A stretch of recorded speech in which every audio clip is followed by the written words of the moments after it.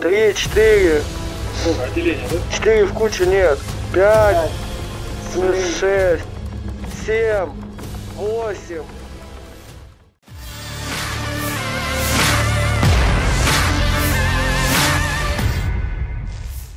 Artileri Brigade Ketiga Rusia menyerang sekelompok militan Ukraina. Rekamannya ramai beredar di media sosial Telegram pada Senin 23 Januari 2023. Operator WiFi dari Brigade Ketiga Korps Angkatan Darat Donetsk ke-1 selama pengintaian menemukan pergerakan sekelompok militan Ukraina. Seperti yang terlihat dalam video pendek tersebut, tentara Ukraina dengan senjata lengkapnya berjalan beriringan menuju suatu area.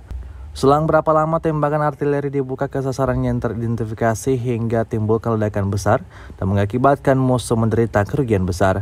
Sejak video ini beredar, beragam komentar dituliskan warganet.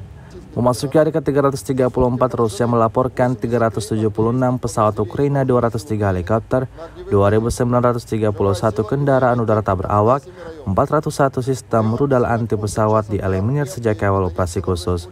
Sedangkan dari kubu Kiev, Kementerian Pertahanan Ukraina melaporkan 600 tentara Rusia dieliminir dalam sehari terakhir.